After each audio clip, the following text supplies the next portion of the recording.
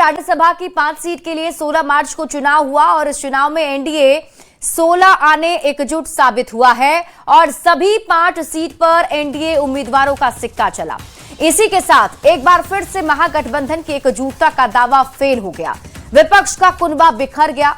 ना कांग्रेस अपने विधायकों को संभाल पाई, ना ही तेजस्वी यादव अपने एक विधायक को संभाल पाए। और यह सब कुछ तब हुआ जब उन्हें एआईएमआईएम और बीएसपी का साथ मिल गया था, लेकिन उनके अपनों ने ही उनका खेल बिगाड़ दिया और राज्यसभा की रेस आरजेडी हार गया है, जिसके बाद अब महागठबंधन की एकजुटता के साथ ही पार्टियों के नेतृत्व पर भी सवाल उठने लगे हैं। तो राज्यसभा चुनाव में कांग्रेस के 3 और आरजेडी के 1 विधायक ने तेजस्वी यादव के खेल को बिगाड़ दिया। कल पूरे दिन ये सभी विधायक नॉट रीचेबल थे। बार बार इनसे संपर्क की कोशिश की गई, लेकिन एक भी विधायक से संपर्क नहीं हो पाया। शाम 4 बजे तक वोटिंग के लिए इनका इंतजार किया गया, लेकिन इन लोगों ने वोटिंग से दूरी बनाकर अपना खेल कर दिया। आरजेडी के उम्मीदवार अमरेंद्रधारी सिंह को हार का मुंह देखना पड़ा और अब आज सुबह से ये सभी विधायक एक एक करके सामने आने लगे हैं और वोटिंग से दूरी पर दलील भी दे रहे हैं। तो कल राज्यसभा चुनाव में वोटिंग नहीं करना मजबूरी थी या जरूरी, इस पर कल लापता रहे विधायकों ने अपनी अपनी दलीलें दी है। ढाका से आरजेडी विधायक फैजल रहमान ने कहा कि वो अपनी मां के इलाज को लेकर दिल्ली में हैं, जिसकी वजह से वो वोट नहीं दे पाए।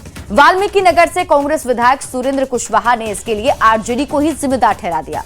उन्होंने कहा कि आरजेडी ने गलत उम्मीदवार चुना, इसलिए वोट नहीं दिया। फारबिसगंज से कांग्रेस विधायक मनोज विश्वास ने भी कुछ ऐसी ही दलील दी है। उन्होंने कहा कि राज्यसभा चुनाव में उनके नेता यानी राजेश राम की उपेक्षा हुई, कोई राय नहीं ली गई। तेजस्वी यादव ने अपनी मर्जी से एडी सिंह को प्रत्याशी बनाया, जो हम लोगों की समझ से परे था, इसलिए हम लोगों ने वोट नहीं किया। अब कांग्रेस के तीसरे और लापता रहे चौथे विधायक मनिहारी से मनोहर सिंह ने कहा है कि एडी सिंह आरजेडी के उम्मीदवार थे, महागठबंधन के नहीं, और इसलिए हमने वोट नहीं किया। तो ये दलीलें जो है एक एक करके अब सामने आनी शुरू हो गई हैं। वहीं फारबिसगंज से कांग्रेस विधायक मनोज विश्वास ने भी वोटिंग से दूरी पर अपनी दलील दी है।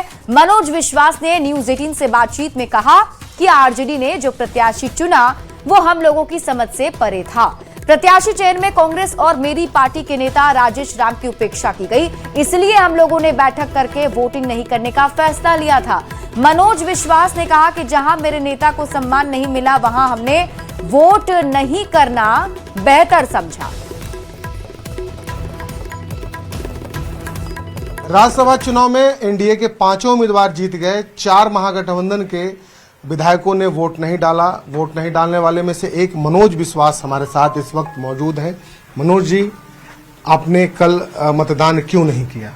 सबसे पहले तमाम बिहार के वासियों को धन्यवाद देते हैं। कल एक सीट हम लोग हारे, इसके दुख है। मगर जो प्रत्याशी बनाया गया था, प्रत्याशी हम लोग का जो नेता है आदरणीय राजेश राम जी, आप देखे होंगे कि आप देखे होंगे कि हमारे दल का जो नेता है उन्हें कहीं इन्वॉल्व नहीं किया गया था। तो हम लोग बैठक किए थे, 12 तारीख को हम लोग बैठक किए थे। बैठक में अध्यक्ष का कहना था आप लोग स्वतंत्र हैं, आप लोग को जो निर्णय लेना है आप लोग स्वयं ले सकते हैं। दूसरा महत्वपूर्ण कि हमारे दल का नेता का अगर जहाँ पे सम्मान नहीं होगा तो हमको लगा कि वहाँ वोट गिराना उचित नहीं होता है। हम लोग दल के साथ बंधे हुए हैं और दल के साथ खड़े हैं। जब हमारे दल का नेता का सम्मान नहीं होगा तो हमको लगा कि ये वोट देना उचित नहीं है। तो क्या आरजेडी और तेजस्वी यादव की तरफ से आप लोगों से बातचीत नहीं की गई? देखिए, आप देखे होंगे पूरा आप लोग इस चुनाव प्रतिक्रिया में हमारे जो नेता है राजेश राम जी के कहीं इसको इन्वॉल्व नहीं किया गया था, कहीं कोई उससे बात नहीं हुई। ये सच्चाई है, यही सच्चाई है। और वो बोले आप लोग स्वतंत्र, आप लोग जो निर्णय लेंगे हम आप। राजेश राम ने आपको कहा स्वतंत्र रहें? एकदम बोले आप लोग स्वतंत्र हैं, इसलिए कि वो दलित का बेटा है इसलिए उसको सम्मान नहीं दिया गया। आप चुनाव से पहले आप हिना साहब का नाम आ रहा था, अब्दुल बारी सिद्दीकी का नाम आ रहा था, कई ऐसे लोगों का नाम आ रहा था, और नॉमिनेशन से 1 दिन पहले वैसे प्रत्याशी का नाम आता है जो हम लोग को समझ से बाहर थे। तो आज हम लोग अल्पसंख्यक की वोट से चुनाव जीत के आते हैं, मगर जब हिस्सेदारी की बात आती है तो उसको साइड किया जाता है। ये हम लोग के लिए दुर्भाग्य है। क्या कोई दबाव भी था एनडीए की तरफ से? कहीं कोई दबाव नहीं थी। हम लोग दल के हित में और दल के में जो सम्मान नहीं देगा तो हम लोग वहां खड़े नहीं हैं। लेकिन आप ही के दल के नेता, आरजेडी के नेता कह रहे हैं कि जो सत्ता पक्ष है उन लोगों ने विधायकों की खरीद फरोख्त की। ऐसा कहीं कुछ नहीं, दूर दूर तक नहीं। आप तमाम लोगों को बता दें, हम लोग कोई चीज नहीं है जो बिकने वाले हैं। हम लोग जहां से मेरी उम्र अभी 38 साल हो रही है, हम लोग को लंबा राजनीति करनी है, इसलिए ऐसा कहीं कुछ नहीं। हम लोग सम्मान के भूखे हैं। अगर सम्मान मिलेगा तो हम लोग खून भी देने के लिए तैयार रह जाए। लेकिन आपके वोट नहीं देने के कारण महागठबंधन के उम्मीदवार हार गए। देखिए, ये तो हार का तो दुख है। दुख इस बात के कि हमारे जो दल का जो नेता है उनको ही सम्मान नहीं मिला।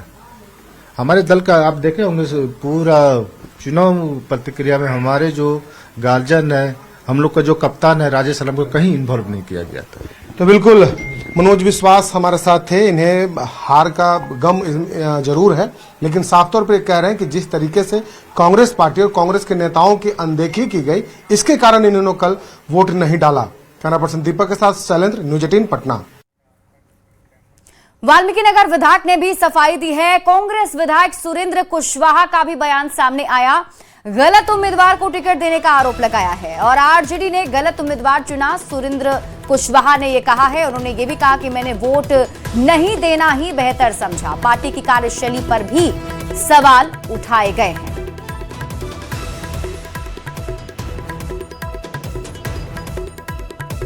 इच्छा थी कि हम वोट नहीं करेंगे। मैं 5 तारीख को जब तेजस्वी जी की है जब मीटिंग जब हो रहा था, उस दिन हुआ, खाना पीना सब हुआ। उसके बाद में हम लोग 3 विधायक थे और तीनों विधायक हम लोग साथ में बैठे हुए थे, खाना वाना खाए। उसके बाद में जब मीटिंग में जब ये बात हुआ, उसके पहले तक ये बात हो रहा था कि तेजस्वी जी खुद खड़ा होंगे, उम्मीदवार होंगे। उसके बाद में आया हिना जी का नाम, तो हम लोग सोचे कि चलिए हम लोग के हैं और महागठबंधन के लोग हैं, सारे लोग साथ में हैं, तो इन लोग को वोट देने की जरूरत है। लेकिन बाद में उस मीटिंग के बाद आया कि अब एडी सिंह की पता नहीं, हम नहीं पहचानते हैं, और उसी दिन हमको पहला बार दिखाई भी दिए और कोई उनसे बात भी नहीं हुआ। उनका नाम आया, हम लोग वहां कुछ नहीं बोले हम, और अपने एक मन में आया कि नहीं, हमको एडी सिंह को वोट, मेरा इच्छा नहीं है देने का। तो आप वहीं पे विरोध किए थे क्या? नहीं, मैं वहां पर विरोध नहीं किया, कि मैंने सोचा कि कम से कम आया जाए, बैठकर तनी दिमाग में सोचा जाए कि क्या किया जाए क्या नहीं किया जाए। लेकिन बाद में हमें मन में आया कि नहीं, उससे अच्छा तो दीपक यादव रहते या राजेश राम रहते। इन लोग को अगर किसी नया चेहरा को ही देना था तो दीपक यादव को देते, राजेश राम को देते, तो हमको कुछ समझ में आता। तो मैंने कहा कि इससे अच्छा है कि वोट ही नहीं किया जाए। क्यों, पार्टी के फैसले से ऊपर आपका अपना राय होगा, ये आप कर रहे हैं? पार्टी की तरफ से कोई इस तरह का दबाव नहीं था कि आपको देना ही है। न कृष्णा अलाउ का था, न राजेश राम से तो कभी बातों नहीं होता था। हमारे प्रदेश अध्यक्ष हैं, मैसेज करते हैं, फोन नहीं कर सकते हैं। अरे उनको अपने नहीं फोन करते, अपने पीए से फोन करा देते, हम भी स्वीकार कर लेते भाई कि चलिए पीए का भी फोन आ गया। पार्टी की कार्यशैली ही यहाँ पे ठीक नहीं है, कार्यशैली कहना चाह रहे हैं? कार्यशैली है ये नहीं है। हम लोग क्या कह रहे हैं, पार्टी क्या कर रहा है। अभी मान लीजिए कम से कम 2 सत्र चल गया ना, अभी तो विरोधी दल का नेता नहीं चुना गया। लेकिन आरोप आप लोग पे लग रहा है कि आप लोग जो है वो एनडीए से प्रभावित हो गए, धन बल का इस्तेमाल किया और उस धन बल के लोभ लालच में आप फंस गए। ये बॉस सुरेंद्र कुशवाहा को कोई खरीदेगा क्या, ये पहले बताइए। सुरेंद्र कुशवाहा को कोई नहीं खरीद सकता है, समझे, चाहे धन से चाहे बल से। मैं उस जगह से आता हूं कि मैं कहीं डरने वाला नहीं हूं, और न मैं अपने जमीर को मैं बेचने वाला हूं। राज्यसभा चुनाव में वोटिंग से दूर रहे मनहारी से कांग्रेस विधायक मनोहर सिंह ने भी अपनी सफाई दी है।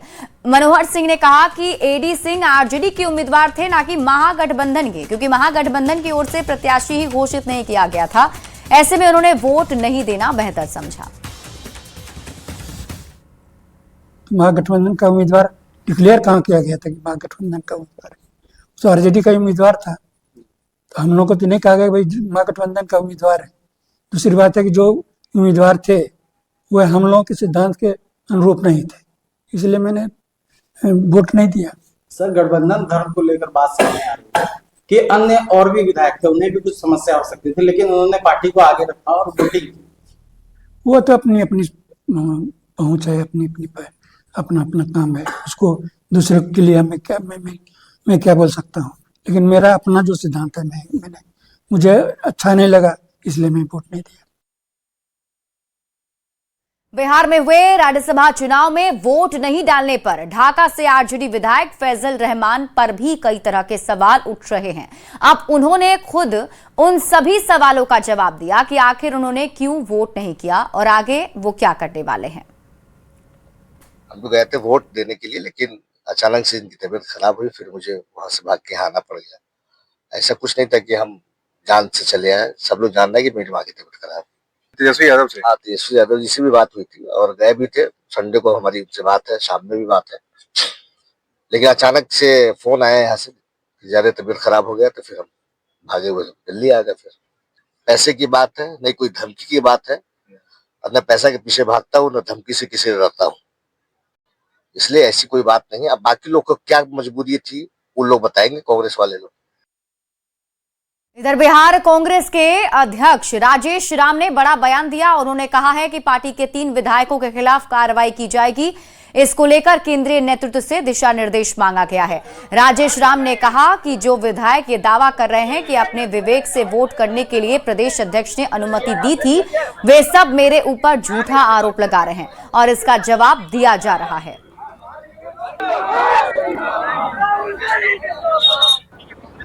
ये तो तब ना कि हमको ये पसंद नहीं है।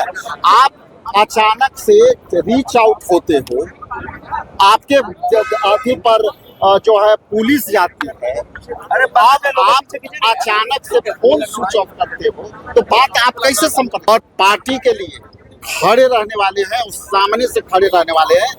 जो लोग ये आरोप लगा रहे हैं, ये सवाल उनके लिए बनता है, ये मेरे लिए नहीं बनता। तीनों विधायक ने पर हम ऊपर बात करेंगे, क्योंकि हमारा सेंट्रल नेतृत्व के साथ बैठ के चर्चे होंगे, कार्रवाई की बनती है, उस पर हम लोग सहमति बना करके आगे। उन तीनों विधायकों ने आप पर टीका फोड़ा है और कहा है कि आपने ही कहा था कि अपने विवेक से।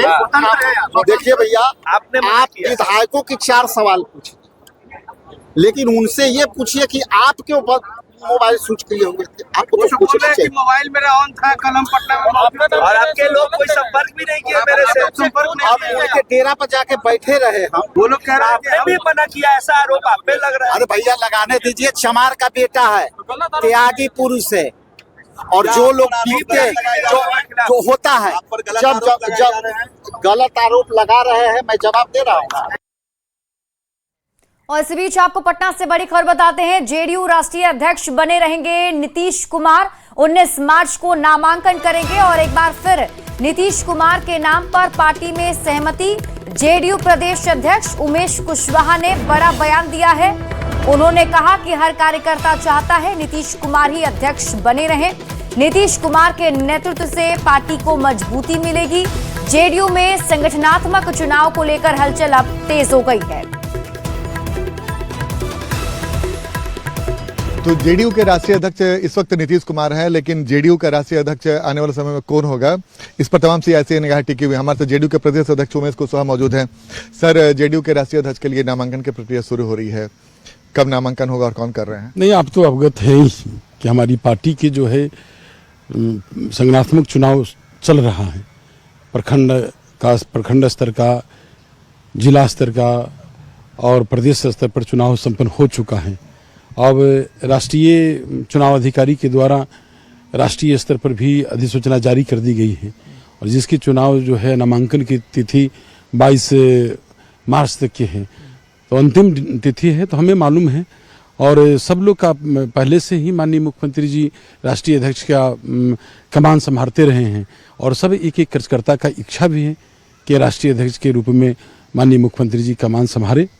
तो मुख्यमंत्री जी राष्ट्रीय अध्यक्ष के रूप में नामांकन करने जा रहे हैं। कितने तारीख को कर रहे हैं? ये तो आपको हम ये बताना चाहेंगे कि हम वो फॉर्म भरा गया है। हम ये हो सकता है कि 19 तारीख को नामांकन करें मुख्यमंत्री जी, और उनके द्वारा जो प्रस्तावक हैं कोई भी प्रस्तावक लेकर नामांकन कर सकते हैं। यानी कि अभी तो जेडीयू के प्रदेश अध्यक्ष उमेश कुशवाहा ने एक बड़ा इशारा कर दिया कि जेडीयू के राष्ट्रीय अध्यक्ष एक बार फिर से नीतीश कुमार ही होंगे, चूंकि 19 तारीख को नामांकन करने वाले। जाहिर तौर पे नीतीश कुमार के नामांकन के बाद कुछ और तस्वीर नहीं बच जाती है, तो जाहिर तौर पे जेडीयू के अगले राष्ट्रीय अध्यक्ष भी नीतीश कुमार ही होंगे। औपचारिकताएं बची हुई हैं। कैमरामैन मनीष जुनेजा के साथ आनंद अमृतराज, न्यूज 18 नेटवर्क, पटना। और इसी के साथ इस बुलेटिन में अभी के लिए बस इतना ही। आप देखते रहिए न्यूज 18 बिहार झारखंड।